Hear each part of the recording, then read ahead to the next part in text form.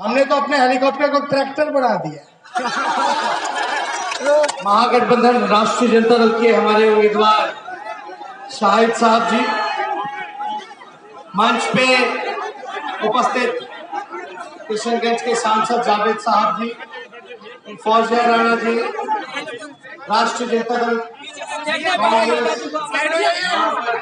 का 15 जगह कार्यक्रम है, 15 विधानसभा, क्योंकि आज के बाद एक ही दिन बचता है और सब जगह पहुंचना जरूरी है अपनी बात को रखने के लिए।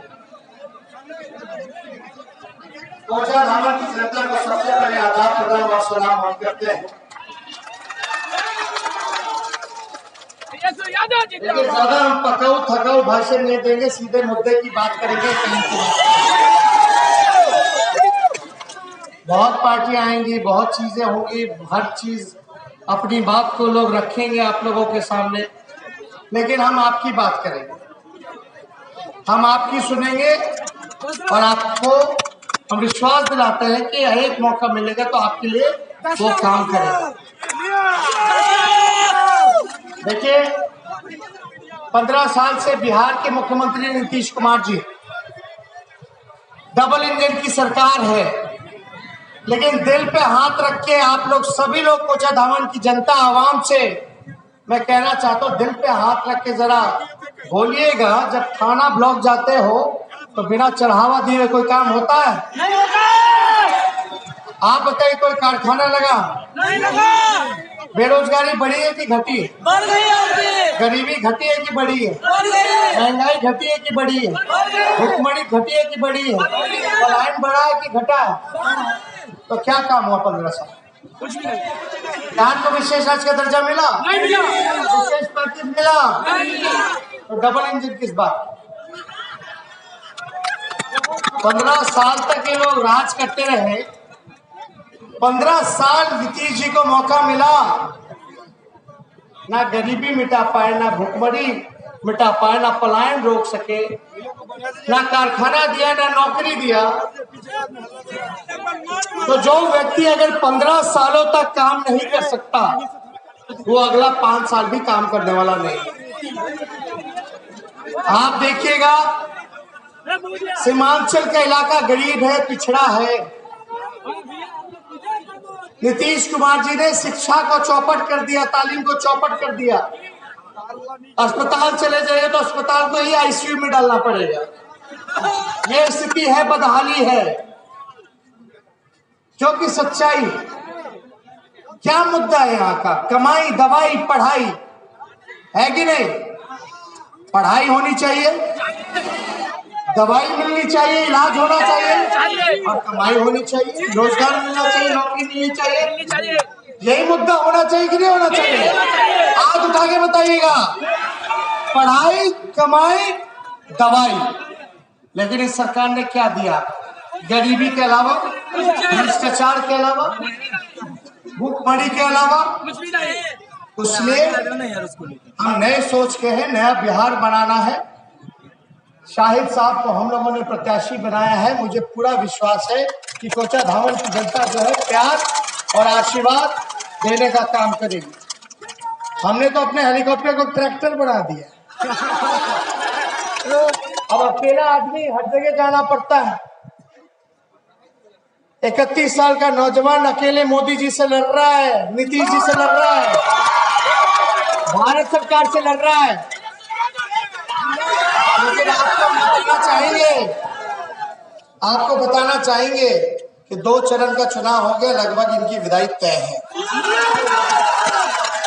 और जो बचा कुचा है, थोड़ा खा पी के प्लेट साफ करते हैं, थोड़ा पोछना ओछना, ये काम आप लोगों को करना है। तीसरा फेज में तो देखिए, कुछ लोग और भी आ गए हैं जिनको लालू जी ने नाम लिखे। अतरुल इस्लाम साहब को लालू जी ने बनाया, लालू जी ने मौका दिया। हमारे ही पार्टी के विधायक थे, छोड़ के गए जदयू में, जदयू से चले गए दूसरे राज्य के पार्टी में। तो हम कुछ नहीं देंगे।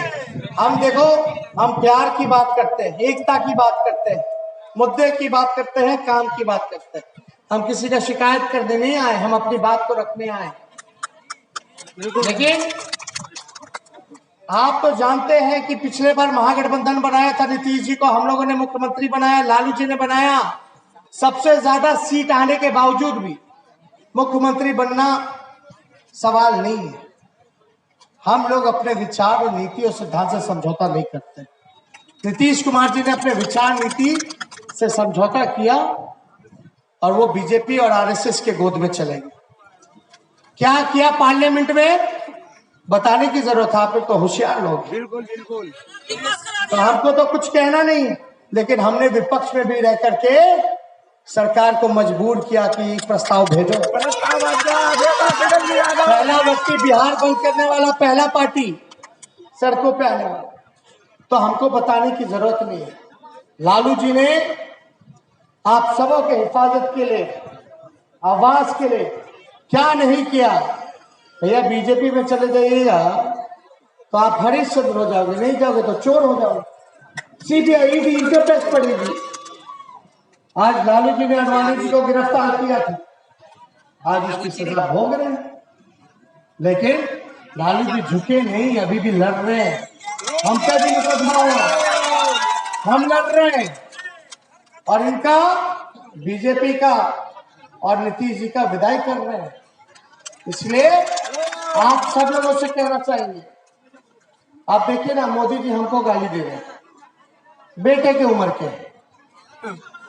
चलो देश के प्रधानमंत्री है, सम्मान है, इज्जत है, कुछ भी कह सकते हैं, लेकिन उनको कहना चाहिए ना कि सीमांचल के लिए, बिहार के लिए आपने क्या किया।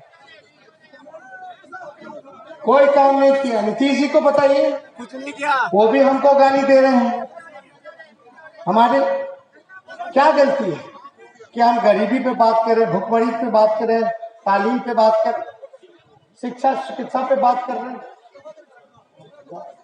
तो इसलिए हम आप लोगों के बीच आए। हमको अगर मुख्यमंत्री बनना होता तो हम भी बीजेपी से समझौता कर लेते, लेकिन हमने ऐसे कुर्सी को ठुकराया जहां विचार और नीति से समझौता करना पड़े। अब देखिए, हम कुछ कहेंगे नहीं।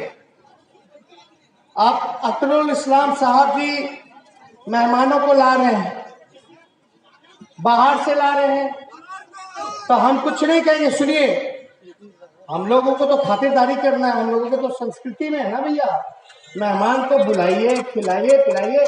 चुनाव खत्म हो जाए तो खुद चले जाएंगे, फिर थोड़ी आएंगे। आराम से सेवा कीजिए, बातें सुनिए, मेहमानों कीजिए। कल को कोई घटना होगी तो आपका बेटा, आपका भाई तेजस्वी यहाँ खड़ा है, ये बाहर से नहीं आए, हम आपके अपने हैं। मोदी जी ये सब पूरी ताकत लगाए हमसे लड़ रहे, हम बीजेपी से लड़ रहे, नीतीश जी से लड़ रहे, और कुछ लोग हम ही से लड़ना चाहते हैं। कितने लोग लड़ोगे, कितने लोग लड़ोगे? तो भैया आपको तो सहयोग करना था, हम अकेले ही यहाँ काफी थे, हमारा गठबंधन काफी था, तो आप आगे हम ही को कोस रहे हो, हम ही को कोस रहे हो। तो हमको ज्यादा कुछ इस पर टिप्पा टिप्पणी नहीं करना, लेकिन ठीक है, चाय का बगान घुमा दीजिए, थोड़ा चाय भाई अलग अलग पत्तियों का पिलाइए। हम क्या कहें, कल को कुछ होगा, लोग सब हम पर है, हम पे हमला बोल रहे हैं। तो एक कहावत है ना, एक बिहारी सब पर भारी, तो हम तो ठेठ बिहारी सब पर भारी। तो हम देखे कुछ नहीं कहना चाहते। उन लोगों से पूछिए जरा, जिन लोग बांटने का काम कर रहे हैं, किसी के इशारे पे काम कर रहे हैं। आज तेजस्वी पे भी मुकदमा हो गया, मेरे भाई बहनों पे भी मुकदमा हो गया, क्योंकि हमने समझौता नहीं किया, घुटने नहीं टेके आरएसएस के सामने। क्यों है नहीं है, आप लोग होशियार हैं, जानते हैं, लेकिन एक व्यक्ति के ऊपर क्यों कुछ नहीं होता है? उनके ऊपर सीबीआई नहीं पड़ती, ईडी नहीं पड़ता, इनकम टैक्स नहीं पड़ता, हम ही लोगों के ऊपर क्यों पड़ रहा है? ये सोचने वाली बात है, गौर से, समझदारी से। और हमको तो पता है कोचा धामन की जनता वही होशियारी दिखाएगी जो झारखंड और दिल्ली में दिखाने का काम किया। और आप लोग देख लीजिए उनका गठबंधन किनसे है? बहन मायावती जी से है। बहन मायावती जी ने क्या कहा कि जरूरत पड़ेगी तो बीजेपी को समर्थन कर देगा। अब आप बताइए क्या करना है, निर्णय आप लोगों को लेना। हम तो इतना ही कहना चाहते हैं, शाहिद जी को जिताइए, चुपचाप लटेन छाप, चुपचाप चुपचाप चुपचाप। और एक मौका हमको मिलेगा, दोनों हाथ ऊपर करके सभी लोग बताइए, एक मौका अगर मिलेगा तो आपका भाई, आपका बेटा वादा करता है पहली मंत्रिमंडल की बैठक में पहले कलम से 10 लाख नौजवानों को सरकारी नौकरी मिलेगी। वृद्धा पेंशन को 400 से 1000, नियोजित शिक्षकों को सम्मान काम समान वेतन, आंगनबाड़ी महिला जीविका दीदी को मानदेय दुगुना से ज्यादा और नियमित करने का काम करेंगे। अभी नीतीश जी ने, बीजेपी के लोगों ने एक नोटिफिकेशन निकाल दिया कि जितने सरकारी कर्मचारी हैं, सिपाही विपाही जितने लोग हैं, सबको रिटायर कर देंगे 50 साल में। हमारी सरकार आएगी तो खत्म कर देंगे, उम्र की सीमा बढ़ा देंगे। तो इसलिए आप सब लोगों के बीच आए। ये भाजपा वाला सब देखे ना, प्याज का माला लेके पहन के घूमता था। आज प्याज का दाम क्या होगा? 70, 80, 90। समझो कि 70 सेंचुरी मार दिया। आलू का दाम हाफ सेंचुरी। ये लोग गाना गाते थे, महंगाई डाइन खाई जाते हैं। 50 रुपया किलो प्याज होता था तो महंगाई डाइन नजर आती थी। अब 100 रुपया हो गया तो महंगाई का भौजाई नजर आ रही है। आप लोगों के साथ मिलेगा ना? अभी फैसला कर दीजिए, एक रहिएगा और एक एक व्यक्ति 20-20 वोट बनाएंगे, वादा करते हैं। हाथ ऊपर करके बताइए, शाहिद साहब को माला पहना दे।